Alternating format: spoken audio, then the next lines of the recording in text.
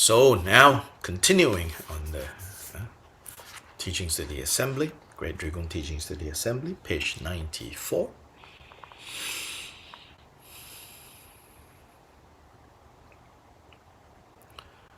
The last line from the section before is, it says, turn inward, and without the five senses being carried away by the five objects, five types of objects, without the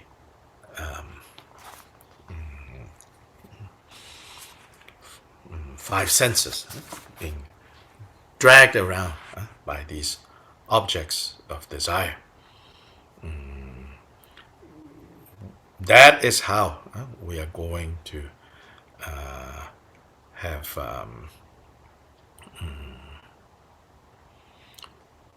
the stability of mind, not to be moved so easily, not to be affected so easily.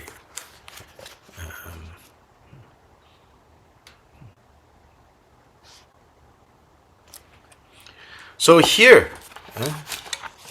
now in this section, it is called reprimanding the great meditators. Remember,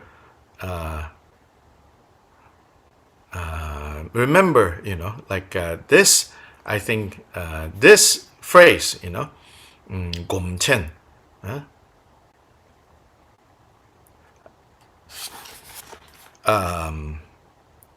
this phrase, Gomchen, in the previous section, we have seen how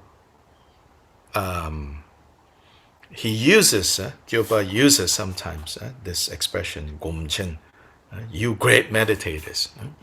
He uses it in a sarcastic way.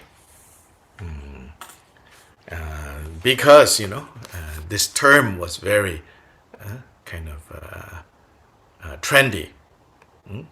Gomchen, great meditators. So he uses sometimes this in a sarcastic way, as in, you so-called great meditators. And then these Gomchens, one of the things about the Gomchens is also, not only do some people think they are great meditators, but also they are great meditators, but then their conduct, their behavior tends to be very loosey-goosey, because they like to kind of think, that they are like the Mahasiddhas. Or based on reading about these, kind of outrageous stories about Mahasiddhas. Even these outrageous stories about Mahasiddhas, they are not, like every moment of the Mahasiddha's life that they are behaving like that.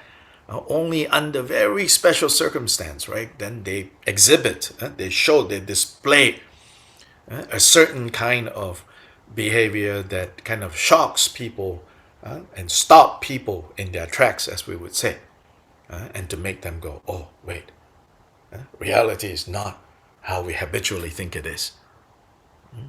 I mean, if they were constantly, think about it, if these Mahasiddhas were constantly behaving in the ways that, the little stories that we have heard, the outrageous ways, then they are simply madmen.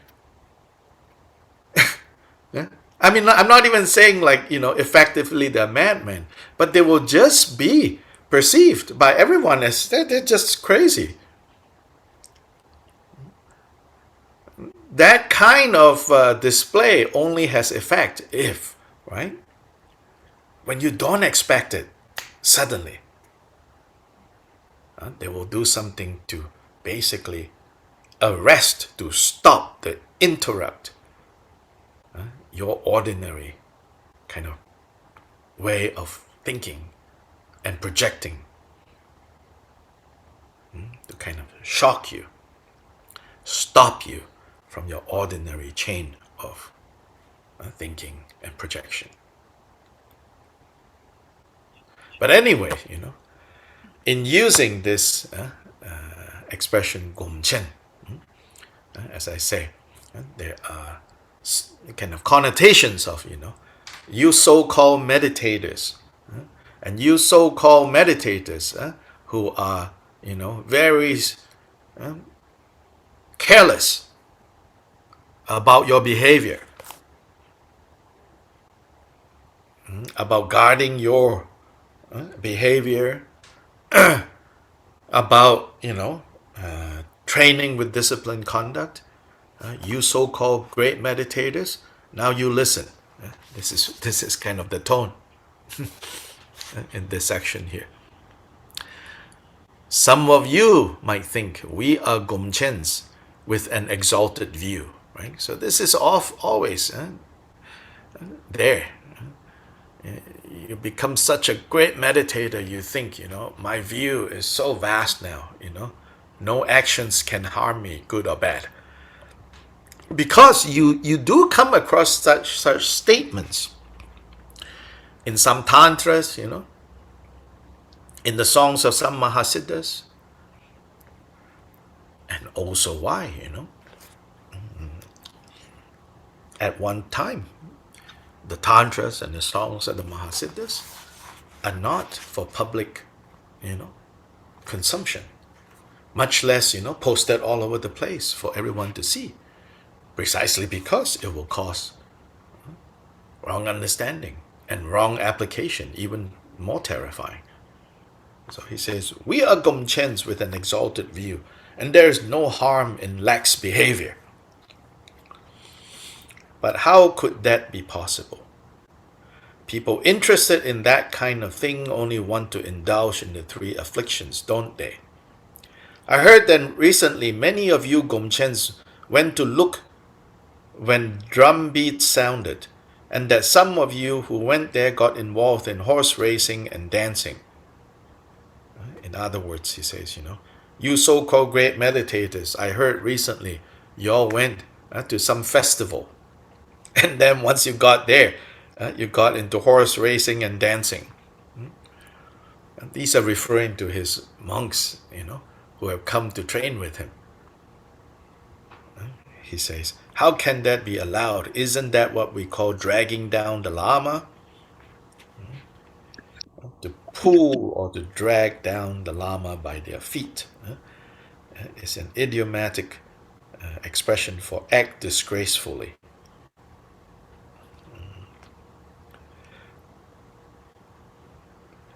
He says, I'm not talking about grabbing the lama by the legs and dragging him down. How would you manage to grab his legs anyway, since he's always surrounded in all directions by about 10 attendants? He's kind of talking about himself, He says, so it's kind of, jokingly. He says, I'm not talking about literally, but you are essentially dragging me down by behaving like this. And he says, no, but there is always someone among you who drags him down. I can't stand that. So Kyoba Rinpoche is, fed up with this kind of behavior. What does that have to do with the general conduct of a practitioner in the tradition of the Shakya prince? Some people will find this really boring. They say, oh, maybe this lineage is not right for me because I like all those colorful things. I like those mahasiddhas. I like all this talk about energy moving, feeling this, feeling that, dakinis dancing around.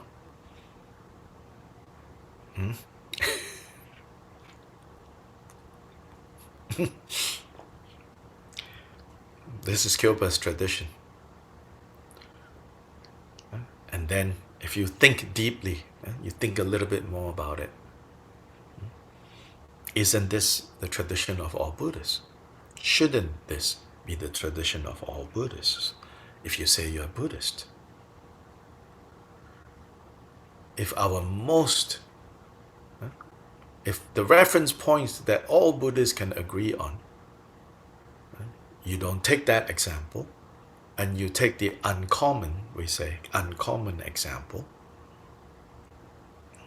how can that be? The uncommon example, i.e. like the examples of some of these Mahasiddhas, even not all of them, some of them. Before that, the more basic one, it's the tradition of the Shakya prince, of Siddhartha, of Gautama. What does that have to do with the general conduct of a practitioner in the tradition of the Shakya prince? And especially in our tradition of meditators, is there any precedent for such behavior?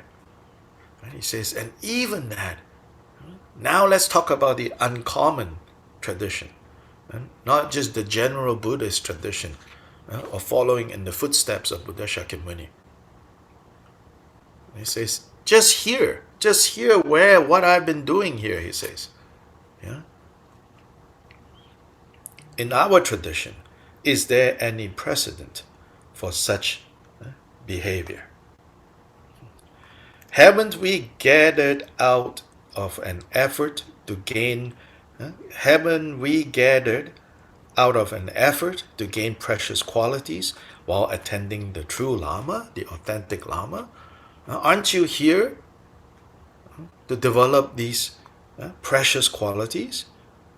If your interest lies in all kinds of spectacle, there's nothing for you to see here, sitting in desolate mountains like this. Then go somewhere else. In that case, you should stay someplace like Gurmo in Tsang or Rapwaro. So these are trade centers and marketplaces in central Tibet at that time. Or become the attendant of a prostitute or of a barmaid, where there's a lot of comings and goings and excitement going on. You go there. That's where you get your spectacle and you'll get your drinks. And your whole life will go to wreck and ruin. So on that day, he felt like, I need to do some scolding now.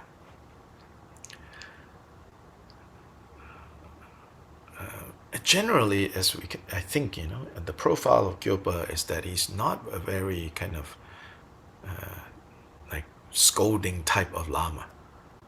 Some lamas, great lamas, their style is more scolding type, he doesn't come across as that, based on his many various teachings that I've read, or not that many, but the ones that are available, that doesn't come out, as his basic style.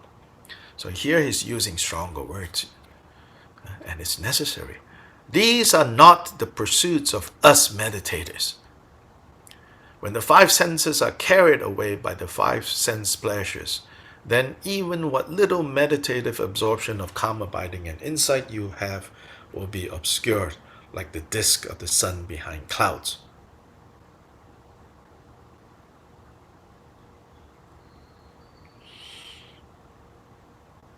When the five senses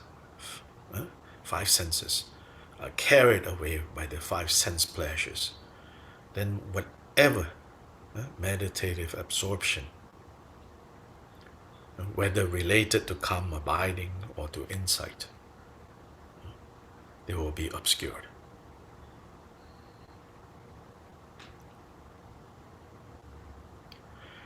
See, the lifestyle, the Vinaya that Buddha Shakyamuni gave to the original monastics, the order that he created for monks and nuns. If you look carefully at the details there, they are all geared towards the restraining of the senses.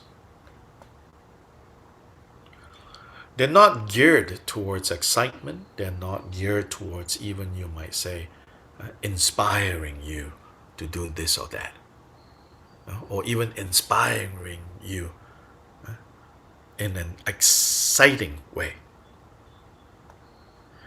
So this is also related, to like I've talked about this a little, but to link it up to provide an understanding and appreciation, I said that sometimes, especially those of us who have, grown up or grown up in other spiritual traditions where there are like the use of music and song, in religious ceremonies, that can be very uplifting, very inspiring.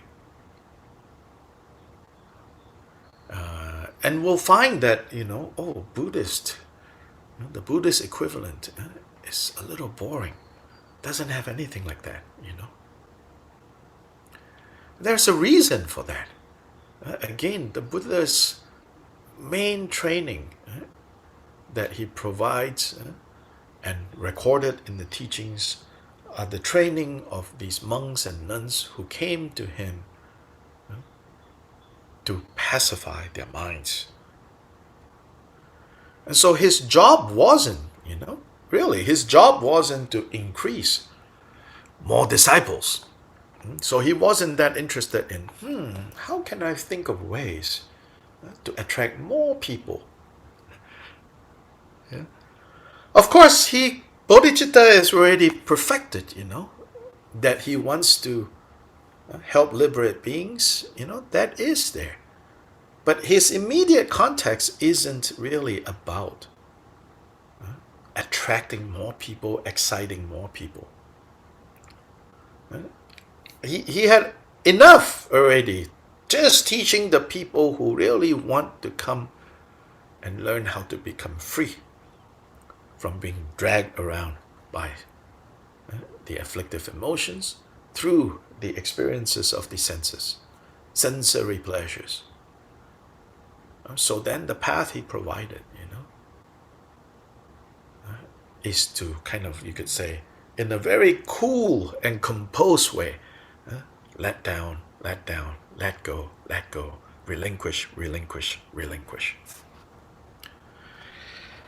Now, I'm not saying, that Buddhist practitioners all have to be like this. No. That's not what I'm saying. What I am saying is the basic style of training provided by the Buddha. And you can see that clearest by looking at the training model he provided his monks and nuns. It's not to make it relevant, to make it exciting, to bring in more people. Now, for example, Buddhists in Asia and here and, is it okay if we think of different ways of bringing more people to be interested in the Dharma? I think so, And especially in Asian countries where a lot of young people are, kind of thinking that Dharma is irrelevant to their lives. It's kind of unfortunate, if they have the karma of being born in a Buddhist context, a Buddhist family, and then not even exposed to what Dharma really is, they turn away from it. Because maybe on the one hand, generally no interest at all in anything spiritual, no attraction, or interested in spirituality but finding other forms of spirituality more exciting, more accessible, more relevant, And we can all appreciate that, right? I mean, many of us basically said tata to whatever we grew up in and came to Buddhism. But likewise, in the Buddhist countries, young people are doing that, but they're turning in another direction. And so I don't have, if you are curious about what I think, I don't have any objections with Buddhist organizations, Buddhist temples, or places like that, so centers, trying to update, so to say, how the Dharma is presented. I try to update, a little bit, Dharma activities. So you might have even wrapping the Heart Sutra, You know, do I object to that? No, not really. But even as we are doing that, right, we should not forget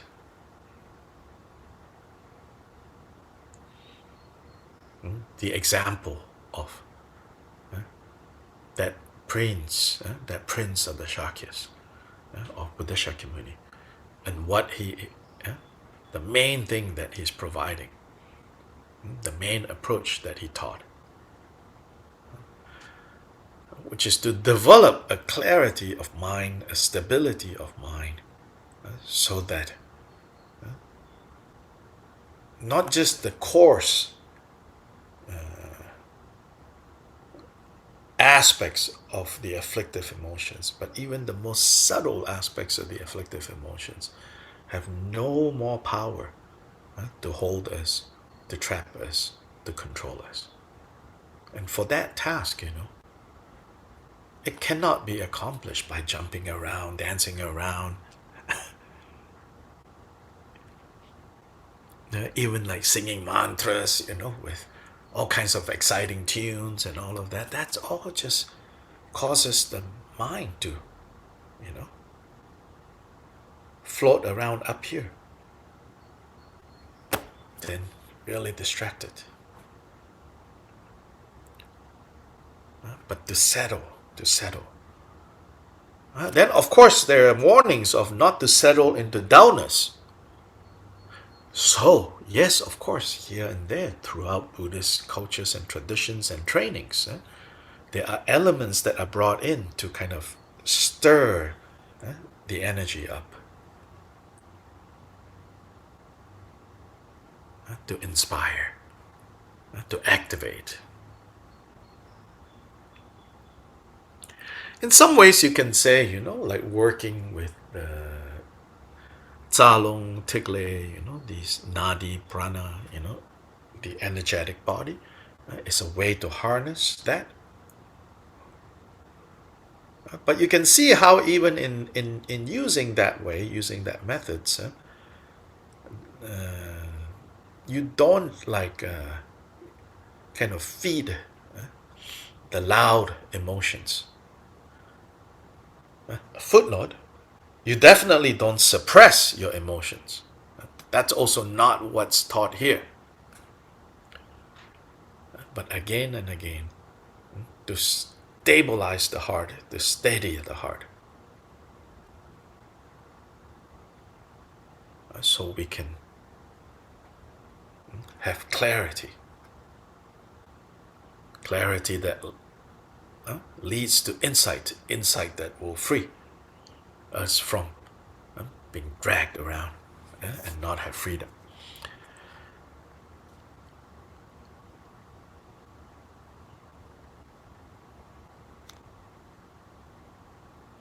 What is the point of letting desire, aversion, and delusion increase through these kinds of activities? Instead, in solitary places such as desolate mountains, cut off the proliferation of thoughts concerned with sense pleasures and this world, and rest in meditative absorption, free from the three afflictions. Then you will be blessed by the outer and inner dakinis. He says, you don't need to go worry about dakinis. In fact, don't. Spend your time imagining, the dakinis are here, this, that, all that sort of stuff. He says, cut off proliferation of thoughts concerned with sense pleasures and this world, and rest in meditative absorption, free from the three afflictions. And then the outer and inner dakinis will naturally gather to support you. No need to coerce them. No need to bribe them. In some ways, the superficial aspects of Tibetan Buddhist practice, is filled with rituals of bribing the protectors and, attracting the protectors and luring the protectors with offerings and chantings and rituals and all of that,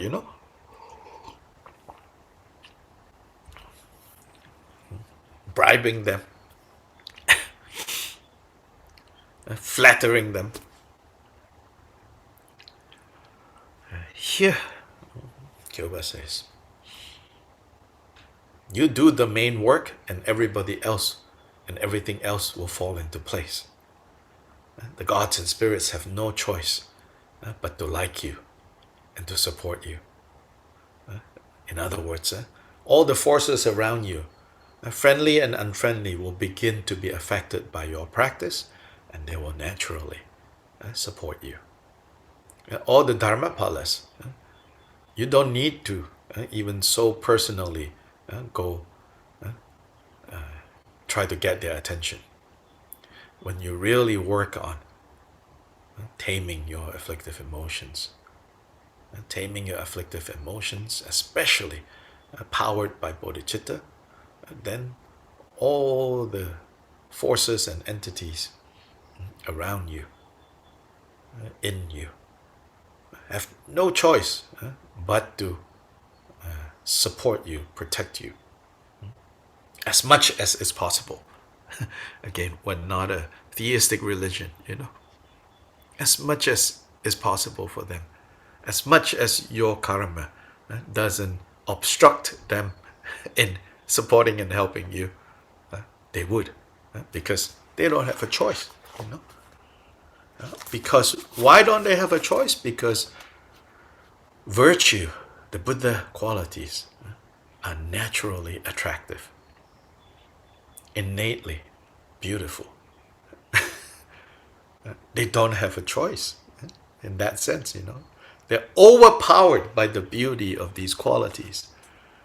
That even if they are suspicious of you, even if they don't like you because you've done something to offend them, when these qualities are brought forth, they have no choice. By the power of equipoise in just such a meditation. So here you see meditative absorption and meditative equipoise, shamatha and dhyana. Really, Kyopa is not that interested in drawing a very clear line between the two. As I've explained the last time we met, although in general Buddhism and definitely in scholastic circles of Tibetan Buddhism, there are very fine lines drawn. Oh, this is dhyana, this is samadhi, then samadhi is like this, and like this, and then dhyana is like this, and like this, and like this. And then these days among Theravada communities, a little bit quick history.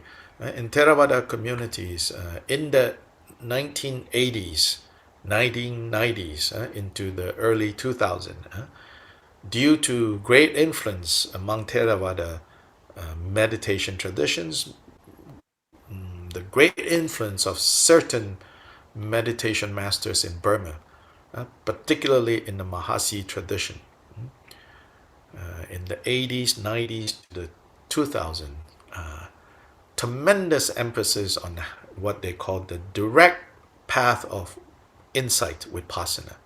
No need for shamatha. And in that context, shamatha is closely associated with what's pronounced as jhanas in Pali, which is dhyana in Sanskrit. So even that in the Theravada meditation world that spread all over the world, always just talking about vipassana, very little talk about shamatha. And if the word jhana comes up, it's almost like a bad word. Like, oh, they're very dangerous. Don't practice that. You'll get stuck in there. And then starting from the early 2000s until now the trend is jhanas. And you look, even books published in English, this person, that person is compiling, like 26 steps of developing jhanas and this and that. And it feels like, people are just suddenly making things up, I mean, they're not, but it has a feeling like that, like suddenly everybody is talking about jhanas, and how it's the superior way, it's the only way. So it's this kind of talk, this extreme of like, well, 20 years ago, that was the only way. Now, 20 years later, this is the only way. And both say, we're looking at the words of the Buddha. We're looking at the words of the Buddha. I think sometimes, that insistence that this is the only way, this is the only way, that's where the problem is.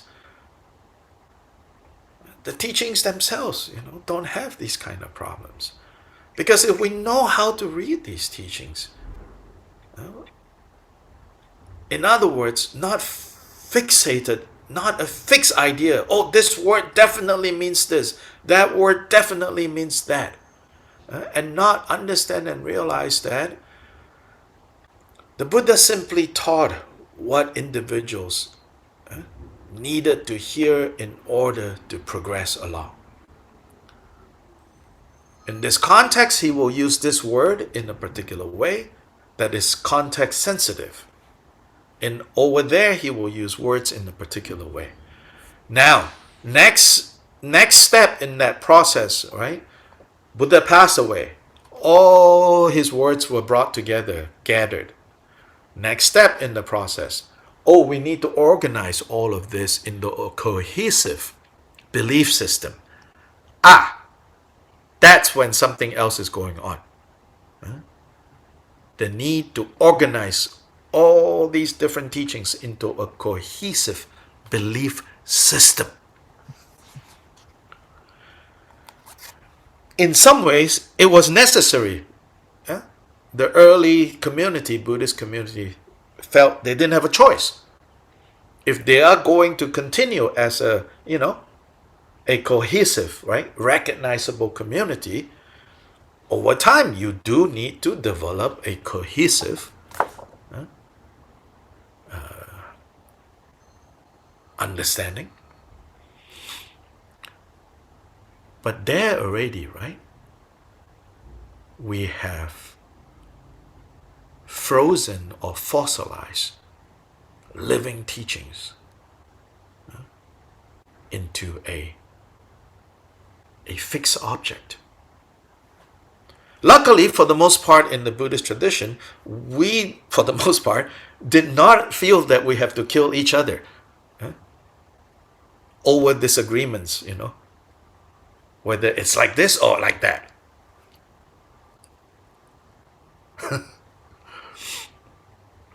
For the most part, no wars, big or small, were fought over, no, Dharma is like this and not like that. Or like that and not like that. At most, people just disagree and say, I'm going to go live somewhere else. I'm going to go live somewhere else. I'm going to go start a community over there. I'm saying bye-bye to you guys. So anyway, here, you can see how Kyopa in many ways, follows in this earlier tradition, I would say, of not freezing words into this meaning or that meaning, using them almost interchangeably, because what matters is not, labels are just labels, in the end, whatever you label, you call this, you call that, in the end, tasting it, it's all that matters most.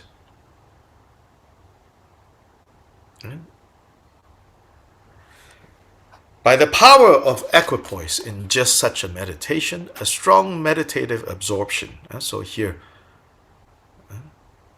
samadhi and dhyana brought together, a strong meditative absorption will be attained. So now here it again, it sounds like,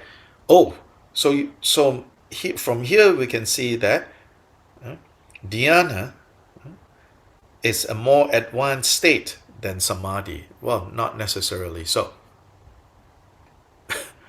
In other contexts, the Vajra-like samadhi is another word for Buddhahood.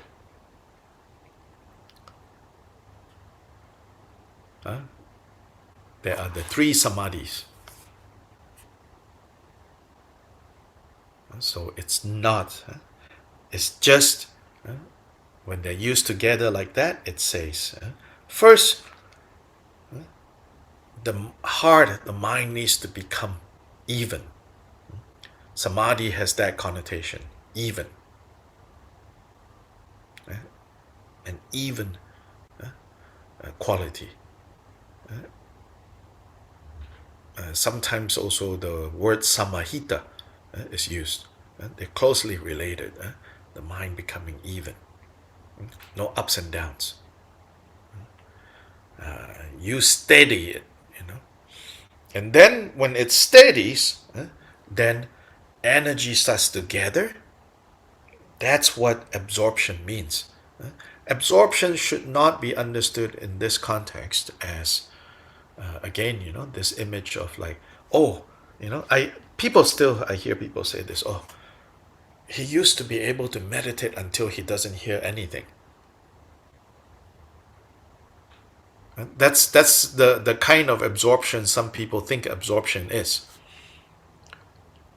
So, but famously, in the story of the Mahasiddha Saraha, it said that one morning before he started his morning session, he said to his wife,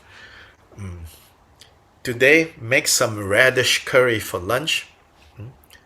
Let's have that for lunch. So then he started his meditation. Then he entered into this kind of samadhi, dhyana,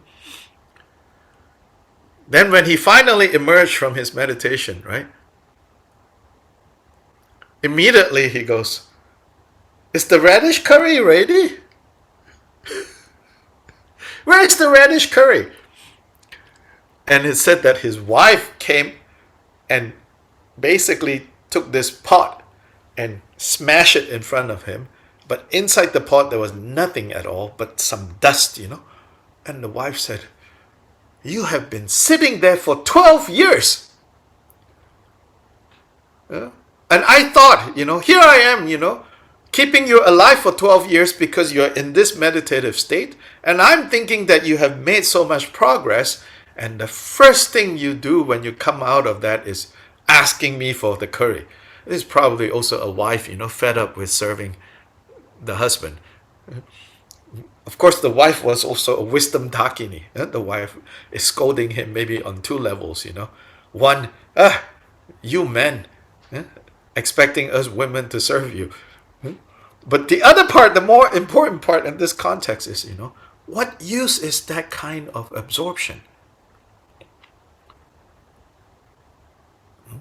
Basically, you blissed out for 12 years and you come back out of that and immediately your desire for radish curry is just as strong. Nothing has changed. Nothing has been pacified.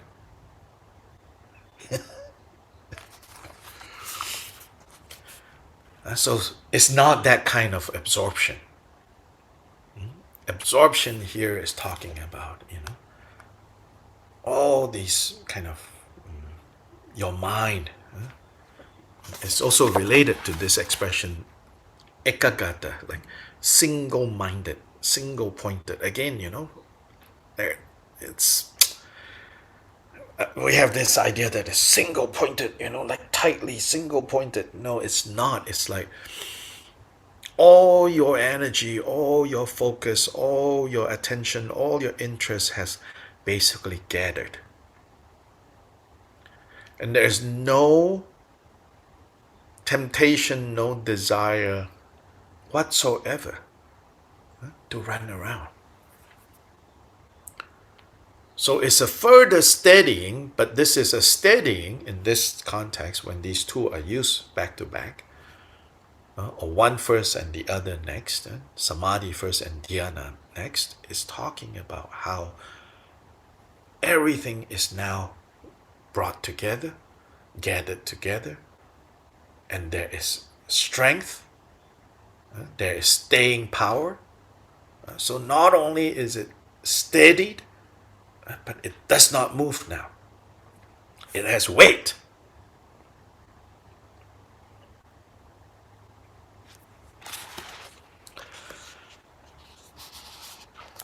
By the power of equipoise, in just such a meditation, a strong meditative absorption will be attained. And then it will serve as enhancement. So these are terms used that his students who are doing these, who are training in this way, is very meaningful to them. We have to be careful, when we read this, not to think, either if we understand all these words, are like, oh yeah, I understand. We have to be careful to not think, oh, that is it. No. People who are training with him, these words are way more meaningful. In other words, if we want these to really understand what is said here, we also have to train in the same way. But anyways, at least on the surface level, we can learn some things, yeah? So that's why we are going through this. What does enhancement mean? It means that the thoughts, discursive thinking, attention to objects, close attention to objects, and the like that arose previously are all equally realized as being the simultaneously present wisdom Mahamudra. So this, right? Thoughts in general, discursive thinking, and then now, so thoughts and discursive thinking, they are like generally how our minds are now. No recognition of them, no attempt to do anything with them. They just run free like crazy. Then attention to objects and close attention to objects. Now, this is qualities of mind related to when you are training the mind. So whether untrained mind and thoughts and emotions, or trained minds and thoughts, and the like that arose previously, previous to this stage of practice, now they are all, whether trained or untrained, they are all realized as being simultaneously, I don't know that translation, as being the simultaneously present wisdom. It means simultaneous, right? You read this and you go, simultaneous with what? Simultaneous means at least two things, right? So you're like, okay, wisdom is one, what's the other? What it means is, every moment of thought or emotion that arises, the wisdom is right there, simultaneous in that sense. You realize that all these moments of mind, whether trained or untrained, roughly or smooth, they are all, wisdom is present there. The wisdom mind is never lost. And that is Mahamudra. It also means that the objects of the five senses become only conducive to meditative absorption. You see, here it shows the five sense objects don't disappear. This is the kind of absorption. This is the kind of dhyana we're talking about.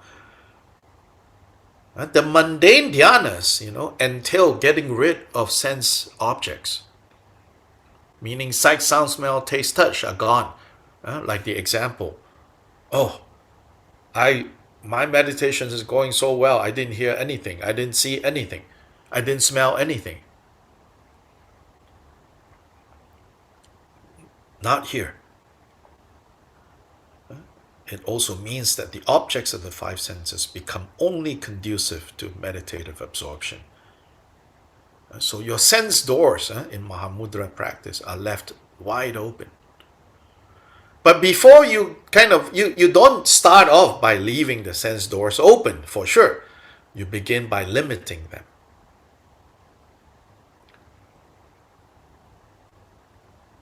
But limiting them with the understanding that that's not the goal. That's just a stepping stone. It's like saying, let me see if I can use this analogy. Yeah, maybe. Let's try. I've not tried it because lately my God family adopted a puppy. So maybe use that example. So when you're like training the puppy, you put the leash on the puppy, and keep the puppy close to you. Then every time the puppy behaves the way you want them to behave, you give a treat. You hold so on the one hand you hold a leash, on the other hand you always have a bag of treats. Just a little, just a little. I learned that you even don't say their name so much. The puppy's name is Poppy, the flower Poppy. You don't say Pop. You don't. Like my goddaughter was telling grandma. Grandma was like, Poppy, Poppy, Poppy. It's like, Grandma, not allowed to do that. Because every time you say Poppy, you want Poppy's attention. And so you tug the leash a little and you give a treat. Other times you don't use her name at all. So this is a way of training, right? But the goal of this training is not so that they are dependent on the leash or dependent on the treat, right? The goal of this training is to eventually, no need leash, no need treat.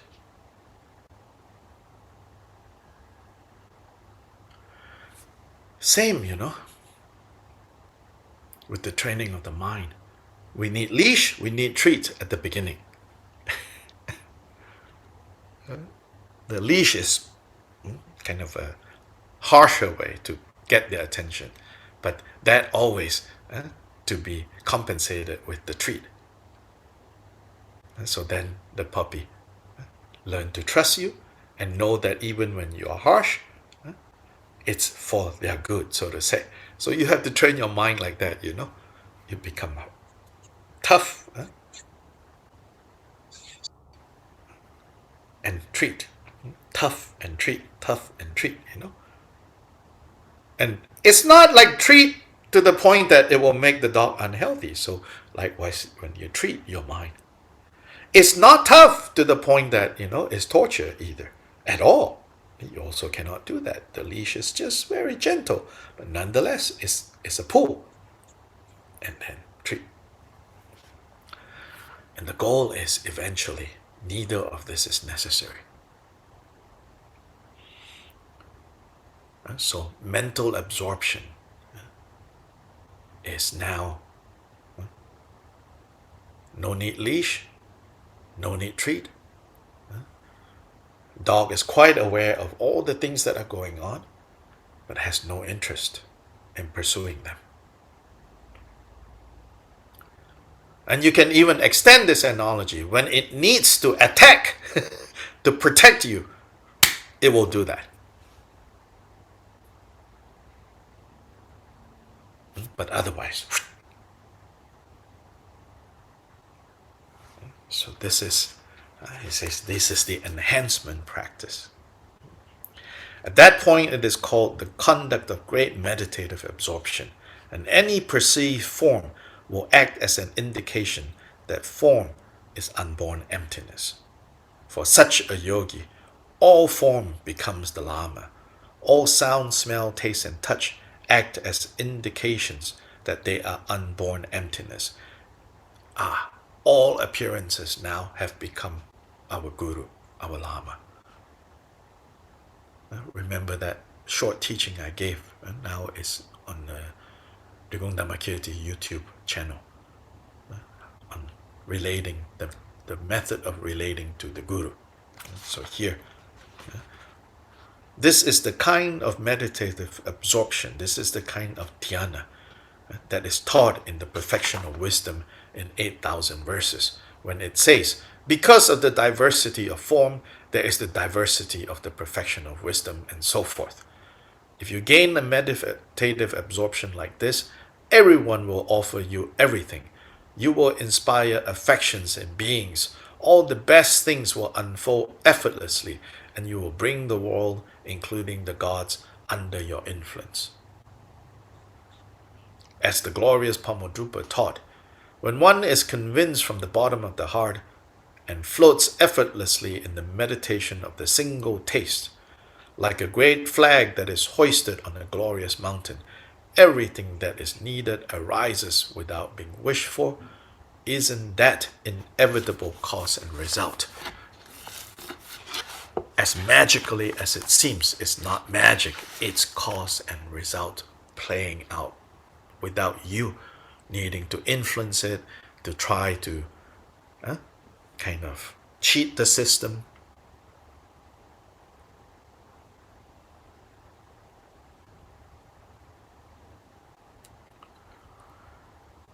This all naturally comes together.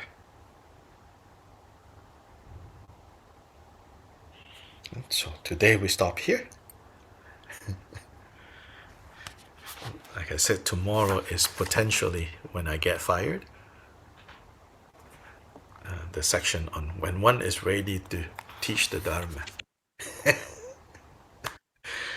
Chanchu Semcho Rinpoche Ma Ge Ba Nam Ge Gyurche Ge Ba Nyam Pa Me Pa Ya Go Ne Gong Du Be Wer Shu.